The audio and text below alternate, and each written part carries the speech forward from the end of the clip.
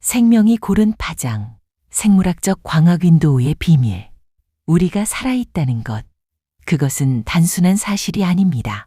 지금 이 순간 여러분의 몸 안에서는 1경개의 미토콘드리아가 빛을 에너지로 바꾸고 있고 수십조 개의 세포가 초미약 광자를 주고받으며 서로 소통하고 있고 여러분의 뇌는 오늘 아침 햇빛을 기억하며 오늘 밤 멜라토닌을 준비하고 있습니다.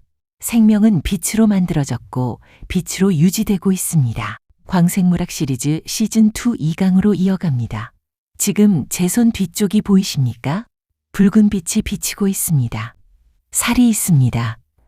뼈가 있습니다. 혈관이 있습니다. 그런데 빛이 통과했습니다. 왜 이 빛은 통과했을까요? 왜 하필 빨간 빛이었을까요? 파란 레이저로 했다면 어떻게 됐을까요? 보이지 않습니다. 파란 빛은 통과하지 못했습니다. 같은 손인데 왜 빨간 빛은 통과하고 파란 빛은 막혔을까요? 이 질문 안에 광생물학의 핵심 비밀이 들어 있습니다. 그리고 그 비밀은 38억 년에 걸친 생명 진화의 흔적입니다. 지금부터 그 이야기를 시작하겠습니다. 먼저 빛이란 무엇인지부터 짚어보겠습니다. 우리가 일상에서 쓰는 빛이라는 단어는 좁습니다. 하지만 물리학에서 빛은 전자기파 전체를 가리킵니다. 전자기파는 파장에 따라 나뉩니다. 파장이란 파동의 마루에서 다음 마루까지의 거리입니다. 단위는 나노미터, 1나노미터는 10억분의 1미터입니다. 가장 짧은 파장의 빛, 감마선, X선, 자외선 수 나노미터 이하의 파장, 우리 눈에 보이는 빛, 가시광선, 380나노미터에서 780나노미터 파장, 그보다 긴 파장의 빛, 근적외선, 중적외선, 원적외선, 마이크로파, 라디오파. 여기서 충격적인 사실 하나. 인간의 눈이 감지 하는 빛은 전체 전자기 스펙트럼의 0.0035%에 불과합니다. 우리는 사실상 눈을 감고 우주를 걸어 다니고 있는 셈입니다. 나머지 99.9965%의 빛, 그 광대한 세계를 우리는 보지 못합니다. 그런데 보지 못한다고 해서 몸이 반응하지 않는 것은 아닙니다. 태양빛의 조성을 보면 자외선이 약 5%, 가시광선이 약 46%, 근적외선이 약 49%, 태양이 지구에 보내는 에너지의 절반은 우리 눈에 보이지 않는 근적외선입니다. 그리고 그 근적외선은 우리 몸 안에서 아주 중요한 일을 하고 있습니다. 생물학적 광학 윈도우, 생명이 열어둔 비밀의 문. 이제 본론으로 들어갑니다. 오프닝에서 본 실험. 빨간 빛은 손을 통과하고 파란 빛은 통과 못한 이유. 그 답은 우리 몸 안에 3가지 빛 흡수체에 있습니다. 첫 번째 흡수체, 헤모글로빈. 헤모글로빈은 혈액 속 산소 운반 단백질입니다. 그런데 이 분자는 특정 파장의 빛을 매우 강하게 흡수합니다. 산화 헤모글로빈은 418나노미터, 542나노미터, 577나노미터 빛을 강하게 흡수합니다. 쉽게 말하면 파란색, 초록색 빛을 잘 흡수하고 빨간색 이상의 파장은 통과시킵니다. 그래서 혈관이 많은 손바닥도 빨간 빛은 통과합니다. 혈액이 빨간색으로 보이는 것도 같은 이유입니다. 빨간 파장을 반사하기 때문입니다. 두 번째 흡수체, 멜라닌. 멜라닌은 피부와 모발의 색소입니다.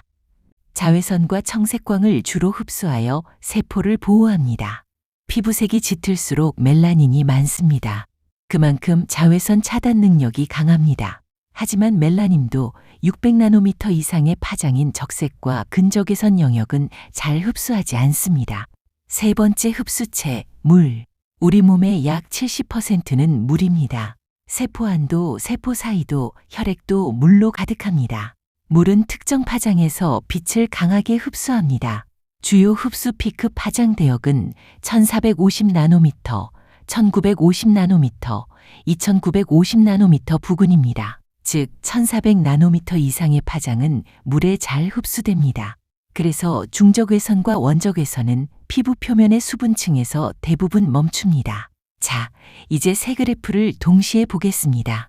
헤모글로빈 흡수 곡선 600나노미터 이상에서 뚝 떨어집니다. 멜라닌 흡수 곡선 600나노미터 이상에서 급격히 감소합니다. 물 흡수 곡선 1400나노미터 이하에서 낮게 유지됩니다. 그렇다면 이 세 곡선이 모두 낮은 구간은 어디일까요?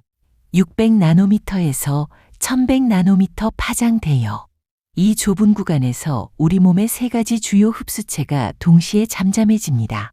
빛이 통과할 수 있는 창문이 열리는 것입니다. 이것이 바로 생물학적 광학 윈도우입니다. 이 개념은 1980년에서 90년대 광생물학자들에 의해 체계화되었고, 오늘날 광의학, 광생물학의 모든 임상 응용이 이 위에 세워져 있습니다. 얼마나 깊이 들어가는가? NIR1과 NIR2. 생물학적 광학 윈도우 안에서도 파장이 길수록 더 깊이 침투합니다. 광생물학에서는 이 범위를 두 구간으로 나눕니다. NIR1 700에서 950나노미터. 이 파장대는 피부와 피하지방을 통과하여 근육층까지 침투합니다. 침투 깊이 약 1에서 2cm. 미토콘드리아의 사이토크롬C 산화효소가 이 파장을 흡수합니다. 세포 에너지 ATP 생산이 활성화됩니다. 미토콘드리아 멜라토닌 생성량이 늘어납니다. 염증 조절, 세포 재생, 상처 치유에 응용됩니다.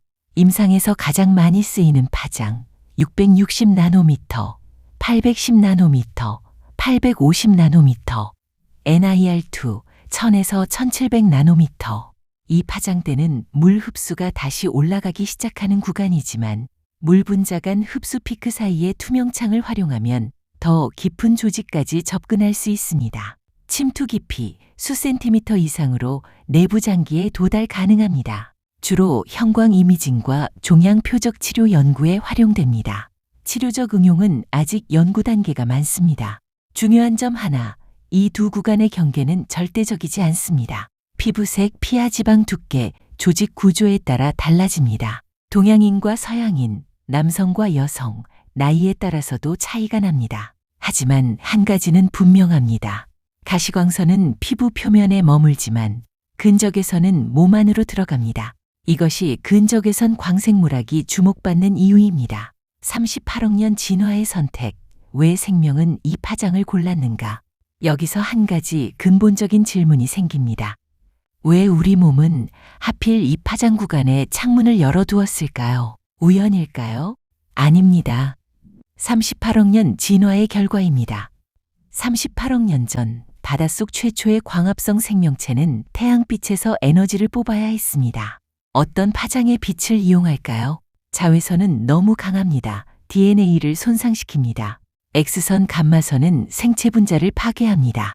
원적외선 라디오파는 에너지가 너무 낮아 화학 반응을 일으키기 어렵습니다. 남는 것은 가시광선과 근적외선의 경계 구간입니다. 에너지가 적당하고 깊이 침투하며 생체 분자와 공명할 수 있는 파장. 600에서 1100나노미터는 생명이 선택한 골디락스 파장입니다. 실제로 식물의 엽록소를 보면 430나노미터 파란색과 680나노미터 빨간색 근처에서 빛을 주로 흡수합니다. 이것이 식물이 초록색으로 보이는 이유입니다. 초록색 파장 대역 550나노미터 근처는 흡수하지 않고 반사하기 때문입니다. 그런데 동물의 미토콘드리아는 어떨까요? 미토콘드리아 내막의 사이토크롬C 산화효소. 이 효소의 구리중심 CUA와 CUB는 660에서 850나노미터 파장의 빛을 흡수합니다. 식물 광합성의 엽록소와 동물 세포 호흡의 미토콘드리아 사이토크롬C 산화효소가 비슷한 파장대에서 빛에 반응하는 것입니다. 우연이 아닙니다. 같은 태양 아래서 같은 물리법칙 안에서 생명이 수십억 년 동안 최적화한 결과입니다. 동의보감이 먼저 알았다. 일출과 일몰의 빛. 흥미로운 사실이 있습니다. 조선시대 허준의 동의보감에는 이런 구절이 있습니다. 아침 공기를 마시고 아침 햇살의 기운을 받으라. 그리고 도교 양생법에는 채광법이 있습니다. 동이 트는 시간에 동쪽을 향해 서서 일출의 붉은 빛을 받는 수련법. 왜 하필 아침과 저녁의 빛이었을까요? 태양빛의 스펙트럼은 시간에 따라 달라집니다. 한낮의 태양빛. 태양이 천정에 가깝기 때문에 대기를 통과하는 경로가 짧습니다. 자외선 비율이 높고 청색광 비율이 높습니다. 근적외선 비율은 상대적으로 낮습니다. 일출과 일몰의 태양빛. 태양이 지평선 근처에 있기 때문에 대기를 통과하는 경로가 깁니다. 레일리 산란으로 파란 빛이 먼저 산란되어 버립니다. 남는 것은 붉은 빛과 근적외선. 일출 일몰의 빛은 생물학적 광학 윈도우의 파장 비율이 가장 높은 자연광입니다. 동의보감과 도교 채광법이 권하는 그 시간대의 빛이 현대 광생물학이 가장 주목하는 파장대였습니다. 5000년 양생의 지혜와 21세기 광생물학의 정밀한 측정이 같은 진실을 가리키고 있습니다. 명담의 성찰. 저는 오늘 이야기를 마무리하며 한 가지 생각을 공유하고 싶습니다. 생물학적 광학 윈도우는 우리 몸이 빛에게 열어둔 창문입니다. 그런데 그 빛이 들어온 후 몸 안에서 어떻게 퍼져나가는가에 대해 저는 오랫동안 생각해 왔습니다. 1960년대 북한의 김봉한 박사가 발견하고 2000년대 서울대 차세대 융합기술원 나노프리무 연구센터 소광섭 물리학 교수가 재발견하고 실체를 확인한 봉안관. 경락의 해부학적 실체일 수 있는 생체광자 네트워크.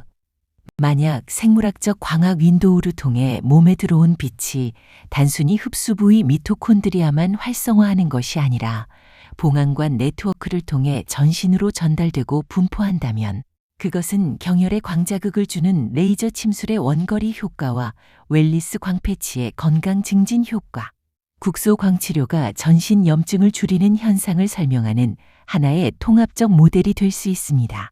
이것은 제 개인적인 가설입니다. 아직 증명되지 않았습니다.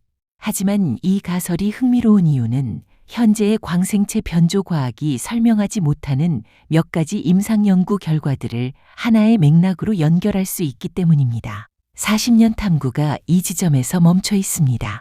언젠가 누군가가 이 가설을 실험으로 검증할 것을 기대합니다. 클로징. 오늘 우리는 빛의 스펙트럼 전체 지도를 보았고 우리 몸의 세 가지 흡수체인 헤모글로빈, 멜라닌, 물이 만드는 생물학적 광학 윈도우를 이해했습니다. 그리고 왜 생명이 38억 년 진화를 통해 하필 이 파장 구간에서 빛과 대화하도록 설계되었는지 그 진화적 이유를 탐구했습니다. 동의보감이 권하는 일출, 일몰의 붉은 빛. 그것이 현대 광생물학의 핵심 파장대와 일치한다는 것도 우리 몸에는 빛에게 열린 창문이 있기 때문입니다. 그 창문의 이름은 생물학적 광학 윈도우 600에서 1100 나노미터 파장대요.